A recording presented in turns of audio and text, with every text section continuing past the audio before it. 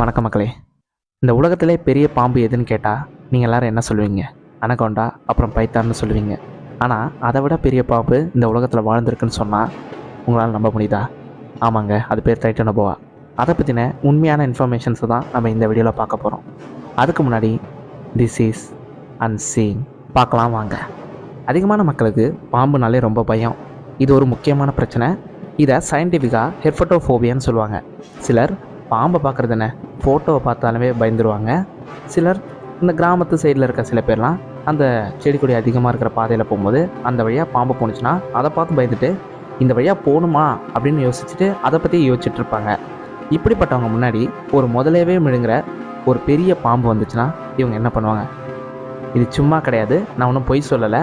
இது சித்தரிக்கப்பட்டதும் இல்லை, இது சயின்டிஃபிக்காக நிரூபிக்கப்பட்டது.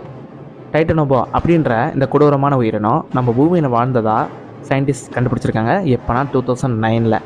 இந்த ஒரு பாம்பு இன்னும் நம்ம பூமியில் இருக்கா இல்லையான்ற உங்கள் சந்தேகங்களுக்கு நான் இந்த வீடியோவில் பதிலளிக்கிறேன். வேர்ல்டு ஹிஸ்ட்ரியிலேயே கண்டுபிடிக்கப்பட்ட ஒரு பெரிய பாம்புனா அது டைட்டானோபோவா மட்டும்தான். இந்த பாம்போட ஃபாசில்ஸ் இன்டர்நேஷ்னல் ரிசர்ச் டீமால் கண்டுபிடிக்கப்பட்டிருக்கு. இந்த டீமோட ஹெட் யாருன்னா ஜானதன் பிளாச். இவர் ஒரு வெர்டிபிரேட் பயாலஜிஸ்ட், அதாவது ஒரு முதுகெலும்பு உயிரியல் நிபுணர். இவர் கூட வேலை பார்த்தது கார்லோஸ் ஜார்மிலோ. இவர் ஒரு பயோலோபோட்டனிஸ்ட், அதாவது பழங்கால தாவரியல் விஞ்ஞானி. இவங்க 2 பேரும் சேர்ந்து தான் இதை கண்டுபிடிச்சிருக்காங்க. எங்கன்னு பார்த்தீங்கன்னா கொலம்பியாவில் இருக்க செர்ஹான் நிலப்பரப்பில் கண்டுபிடிச்சிருக்காங்க. அங்கே ரிசர்ச் பண்ண போகும்போது கண்டுபிடிக்கப்பட்ட ஃபாசில்ஸ் தான் டைட்டானோபோவோட ஃபாசில்ஸ். இங்கே தான் இதை ஃபஸ்ட்டு கண்டுபிடிச்சிருக்காங்க. 50 to 60 மில்லியன் ஆண்டுகளுக்கு முன்னாடி வாழ்ந்ததாக சொல்லப்படுற இந்த டைட்டானோபோவா 14 மீட்டர் அளவாம், அதாவது 45 அடி அளவும் 1 டன் எடை இருக்குமா. ஒரு ஆவரேஜ் டைட்டானோபோவோட வெயிட்டே 1 டன்னா. இது வரைக்கும் பெரிய பாம்பாக சொல்லப்படுற அனகோண்டாவே 11.43 மீட்டர்ஸ், அதாவது 37.5 அடி. ஆனால் இதுக்குள்ள சைஸ் கம்பேரிசனை பார்த்தீங்கன்னா டைட்டானோபோவா இவ்வளோ பெருசு. அனகோண்டாவே நம்மளோட பெருசுனா இப்போ டைட்டானோபோவா நம்ம முன்னாடி வந்தால் நம்ம அதுக்கு எவ்வளோ குட்டியாக தெரியும்னு பார்த்துங்க. இதோட ஹைட்டை நீங்கள் இமேஜின் பண்ணி பார்த்தீங்கன்னா ஒரு 6 அடி இருக்கிற மனுஷனை 14 வாட்டி மேலே அடுக்குனீங்கன்னா அதுதான் டைட்டானோபோவோட ஹைட்டே. யோசிச்சு பாருங்களேன், 6 அடி இருக்கிற ஹியூமன்ஸ் நம்மளே வளரணும்னா எவ்வளோ ஃபுட் கன்சியூம் பண்ணோம். ஆனால் டைட்டானோபா 46 அடி. அப்போனா அது எவ்வளோ ஃபுட் கன்சியூம் பண்ணியிருக்குன்னு பார்த்துக்குங்க. இந்த அளவுக்கு வளர்கிறதுக்கு அது எங்கேருந்து ஃபுட்டை கன்சியூம் பண்ணுது, அதாவது எங்கேருந்து ஃபுட்டை எடுத்துக்குது, என்ன மாதிரி ஃபுட்டெல்லாம் எடுத்துக்குதுன்னு தெரியுமா? முதலில் விஞ்ஞானிங்க என்ன சொன்னாங்கன்னா இது ஒரு அபெக்ஸ் பிரெடேட்டர்னு சொல்லியிருக்காங்க, அதாவது வேட்டையாடி அதையே சாப்பிட்றதுன்னு. ஆனால் 2013 அப்புறம் வெளியான புதிய ஆய்வுகளின்படி இது அபெக்ஸ் பிரெடேட்டர் கிடையாதுன்னு நிறுவனம் ஆயிடுச்சு. இன்டர்நேஷ்னல் ரிசர்ச் டீமோட ஹெட்டான ஜானதன் பிளாச் இதோட ஃபாசில்ஸை ரிசர்ச் பண்ணும்போது இதோட தலையில் இருக்க பற்கள் ரொம்ப மென்மையாக இருக்கிறத பார்த்துருக்காங்க. ஏன்னா வேட்டையாடிகளுக்கு பற்கள் எப்போவுமே மென்மையாக இருக்காதுங்க. டைனோசர் எலும்புகள் கண்டுபிடிக்கப்பட்டப்போ கூட ஹெர்பிவோரஸ் கார்னிவோரஸ்ன்றதை இவங்க எப்படி கண்டுபிடிச்சாங்கன்னா அந்த பற்களை வச்சு தான். ஏன்னா வேட்டையாடி சாப்பிட்றதோட பற்கள் ரொம்ப கூர்மையாக இருக்கும். ஏன்னா அது மாம்சத்தில் வேட்டையாடி அது கடிச்சு இழுக்கும் போதெல்லாம் அதோட பற்கள் கூர்மையாயிரும். ஆனால் ஹெர்பிவோரஸ்க்கு அப்படி இருக்காது. அது மாதிரி தான் இது ஹெர்பிவோரஸ் கார்னிவோரஸ் இருக்காங்க. அதே மாதிரி தான் இவங்க டைட்டானோபோவை பார்க்கும் போதும் இது பற்கள் மென்மையாக இருக்குது, இது வேட்டையாடிலன்றதை கண்டுபிடிச்சிருக்காங்க. ஆனால் அதுக்காக டைட்டானோபோவா ஹெர்பிவோரஸ்ன்னு நான் சொல்ல வரல.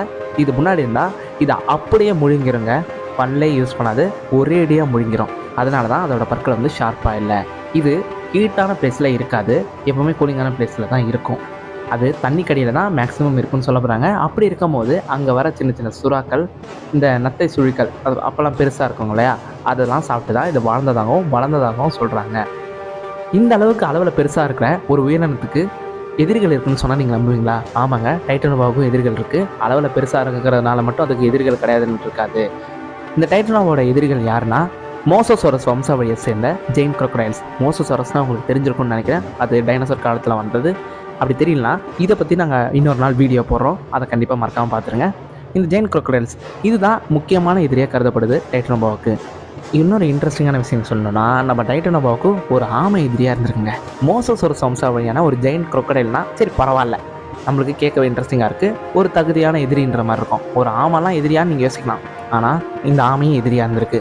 நம்ம டைட்டானோபாவோட சண்டை போட்ட இந்த ஆமையோட பேர் கார்மோனியம்ஸ். டைட்டானோபாவால் இந்த ஆமை எதுவுமே பண்ண முடியல. ஏன்னா அதோட ஓடு மட்டுமே சுமார் 1.7 மீட்டர் நீளமாக இருக்கும். அது ரொம்ப கல்லை விட கடுமையான ஒரு ஓடாக இருந்திருக்கு. இப்போ இருக்கிற ஆமைகளோட ஓடே ஸ்ட்ராங் தான். அப்போ இருந்த பெரிய ஆமைகளோட ஓடு எவ்வளோ பெருசாக இருந்திருக்கும், ஸ்ட்ராங்காக இருந்திருக்கும் பாருங்க. அதோட பற்கள் மென்மையாக இருக்கிறதுனால அந்த ஓட்டை கடிக்கவே முடியாது. அதே மாதிரி அது முழுங்கினாலும் டைட்டனோவாவுக்கு அது ஜீரணமாகாது. இந்த டைட்டனோவா இன்னும் இருக்கா இல்லையா அப்படின்னு உங்களுக்கு சந்தேகம் இருக்குல்ல, எனக்கு இருக்குது. ஆனால் உண்மையை சொல்லணும்னா அதுக்கு வாய்ப்பு இல்லை. நான் தான் முன்னாடியே சொன்னேன்லங்க, டைட்டனோவா வந்து சூடான இடங்கள்ல இருக்காது, அது கூல் டெம்பரேச்சரில் மட்டும்தான் இருக்கும். இந்த டைட்டனோவா இந்த சூழ்நிலையில் வாழ சான்ஸே இல்லை. அப்போ இருந்த டெம்பரேச்சரோட பூமியில் இப்போ இருக்க டெம்பரேச்சர் ரொம்ப அதிகம்.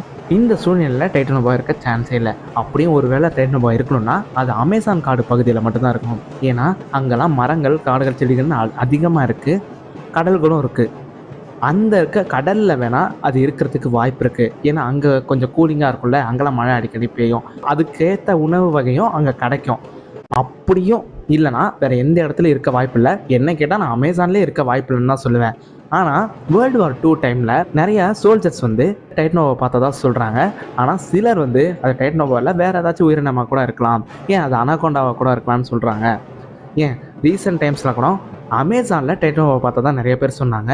அங்கே ரிசர்ச்சுக்கு போன நிறைய ஆஃபீஸர் தண்ணியில் பிரம்மாண்டமான உருவம் போனதாகவும் அது பாம்பு மாதிரி வளைஞ்சு போனதாகவும் சொல்லியிருக்காங்க. ஆனால் அது உண்மையாக பொய்யான்றது இன்னும் நிறுவனமாகப்படலை. இந்த டைட்டனோவா திரும்ப பூமியில் பிறக்கிறதுக்கு ஏதாச்சும் சான்ஸ் இருக்கா என்ன கேட்டிங்கன்னா கண்டிப்பாக இல்லைங்க. நான் தான் சொன்னேன்ல, டெம்பரேச்சர் அதிகமாக இருக்குது. இந்த டைட்டனோவா 35 டிகிரி செல்சியஸில் வாழக்கூடியது. இந்த டெம்பரேச்சர் தான் இது தாங்கும். ஆனால் நம்ம எர்த்தோட டெம்பரேச்சர் இப்போ ரொம்பவே அதிகம். அதாவது 1930 56.70 டிகிரி செல்சியஸ். இதுதான் ஹையஸ்ட் ரெக்கார்டு டெம்பரேச்சர். எர்த்தோட டெம்பரேச்சர் கலிஃபோர்னியாவில் ரெக்கார்ட் பண்ணப்பட்டிருக்காங்க. இந்த அளவுக்கு டெம்பரேச்சரை கண்டிப்பாக டைட்டனோவா வாழவே வாழாது. ஒருவேளை நம்ம எர்த்தோட டெம்பரேச்சர் வந்து 35க்கும் கீழே குறைஞ்சிச்சுனா வேணால் டைட்டனோவா வரத்துக்கு வாய்ப்பு இருக்குது. ஏன் இப்போ அனகோண்டா இருக்குல்ல, அதுவே எவால்வ் ஆகி டைட்டனோவா அளவுக்கு பெருசாக வாய்ப்பு இருக்குங்க. சயின்டிஸ்ட் ரிசர்ச் பண்ணி திரும்பவுமே இதை கொண்டு வரணும்னு நினச்சா கூட என்ன கேட்டால் வாய்ப்பு இல்லைன்னு தான் சொல்லுவேன். இது காடுகளில் மட்டும் வாழக்கூடியது, வெளிச்சம் இருக்கிற இடத்துலலாம் வராது. வந்தாலும் மக்களுக்கும் ஆபத்து, அதுக்கும் ஆபத்து தான். இதுக்கேற்ற சூழ்நிலை இப்போ கிடையாது. இந்த காலகட்டத்தில் இப்படி ஒரு உயிரினம் இருக்கவே முடியாதுன்னு தான் நான் சொல்லுவேன். டைட்டனோவா கேட்கவே பயங்கரமாக இருக்குல்ல. இந்த பாம்பு டைனோசரோட அழிவுக்கு பிறகு தோன்றிருக்கு. ஆனால் இது டைனோசர் பீரியட்லேருந்து தான் எப்படி இருந்திருக்குன்னு தான் நான் யோசிச்சுட்டு இருக்கேன். ஏன்னா அதுவும் ஜெயிண்ட் அனிமல்ஸு, இதுவும் ஜெயிண்ட் அனிமல்ஸு, ரெண்டுத்துக்கும் உள்ளமான போட்டி ரொம்பவே அதிகமாக இருந்திருக்குன்னு தான் நான் சொல்வேன். ஏன்னா முழுசாக வளர்ந்த டைட்டனோவாவில் ஒரு டைனோசரே முழுங்க முடியும்னு சொல்கிறாங்க. இப்படி ஒரு உயிரினம் நம்ம பூமியில் வாழ்ந்ததை நினச்சா ரொம்பவே ஆச்சரியமாக இருக்குல்ல. ஆமாங்க, இதேமாதிரி நிறைய ஆச்சரியமான இன்ஃபர்மேஷன்ஸ் நாங்கள் உங்களுக்கு ஷேர் பண்ணுறோம். ஆனால் அதுக்கு நீங்கள் எங்களுக்கு ஒரு சின்ன ஹெல்ப் பண்ணணும், எங்கள் சேனலை சப்போர்ட் பண்ணுறது தான். ஓகே, அடுத்த வீடியோவில் நான் உங்களை வந்து பார்க்குறேன். அது வரைக்கும் வெயிட் பண்ணுங்கள். அதுக்கு முன்னாடி சேனல் சப்ஸ்கிரைப் பண்ணிட்டு பக்கத்தில் இருக்க பெல் ஐக்கானையும் ப்ரெஸ் பண்ணுங்கள். ஓகே, போய்ட்டு வரோம். பாய்.